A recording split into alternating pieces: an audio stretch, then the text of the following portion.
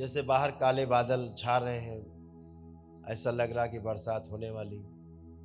तो घर से निकलते समय माँ छाता देती है कि बेटा इसको लेते जाओ, हो सकता है पानी गिर जाए, तो आपका इससे बचाव हो सकता है।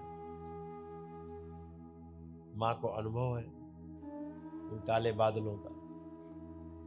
यदि बच्चा छाता लेके निकल जाता है, पानी बरसता है, छाता लगाता है, भीगने से बच जाता है, नहीं लगाता है, भीग जाता है। ऐसे अनुमान के आधार पर, गणित के आधार पर ज्योतिष में शरीर के साथ क्या घटना दुर्घटना हो सकती है, उसकी गणना करता है ज्योतिष। लेकिन शरीर के साथ रहने वाला जीवन जो आपके अंदर बैठ के सुन रहा है, आपके अंदर बैठ करके देख रहा है, समझने की कोशिश कर रहा है, ये आपका शरीर नहीं है। अभी आप अपने चुटकी काट के देखिए, चुटकी काट कौन रहा, फिर ये देखिए, फिर देखिए शरीर कष्ट को हो रहा है कि किसी और को हो रहा है। सारे अनुभव करिए। तो अभी तक ऐसा कोई ज्योतिष विज्ञान नहीं बना जो आपके जीवन के बारे में गणना कर सके। जीवन आपके कर्मों से प्रभावित होता है। वो आपके कर्म स्मृतियां लेकर के आता है, कर्म भोग लेकर के आता है। उसके आधार पे जन्म होता है, उसी के आधार पे जीवन यात्रा होती है और उसी के आधार पर मृत्यु होती है, पुनः जन्म होता है। जीवन को सांत्वना देने का उपाय किसी ग्रंथ में नहीं।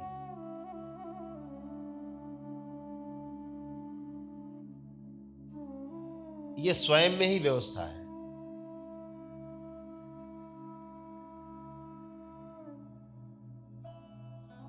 आप जब महागुरुओं के संपर्क में आते हैं, पूर्ण गुरु के संपर्क में आते हैं, ध्यान साधना की पद्धति अपनाते हैं, उस परंपरा में जुड़ते हैं, स्वयं प्रयास करते हैं, तो ही इन कर्मों से मुक्ति मिलती, कर्म भोग से मुक्ति मिलती है, तभी ये स्मृतियां नष्ट होती हैं।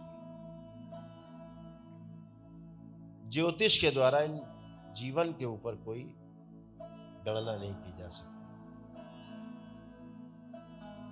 ज्योतिष शरीर को देख करके गणना करता है। जैसे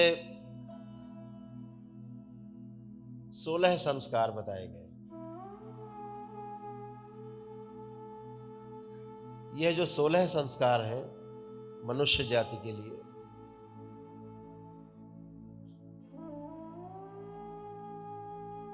गर्भाधारण से लेकर के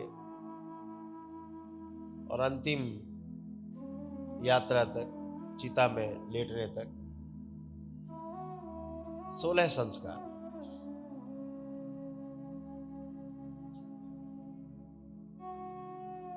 इन 16 संस्कारों में जो सबसे ज्यादा महत्वपूर्ण है वो गर्भाधान संस्कार है।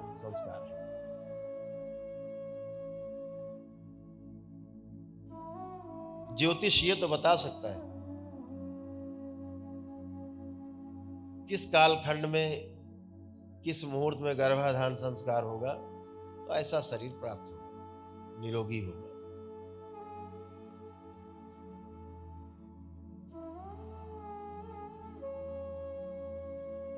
कुछ अनुमान लगा सकता है उसके स्वास्थ्य के आधार पर, ऐसे ऐसे ग्रह नक्षत्रों में जो लोग पैदा होते हैं तो कैसा उनका जीवन होता है। लेकिन पैदा होने के बाद वह शरीर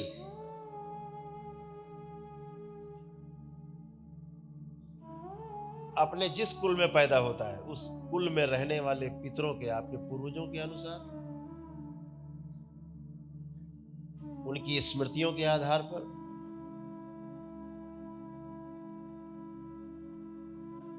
उनकी मृत्यु के समय के कष्टों के आधार पर चलने के लिए बाध्य होता है वो शरीर जो जन्म लेता है। उससे बचने का उपाय तब तक नहीं जब तक पितृ मुक्ति नहीं हो जाए। बिना पितृ मुक्ति के किसी समस्या का समाधान नहीं।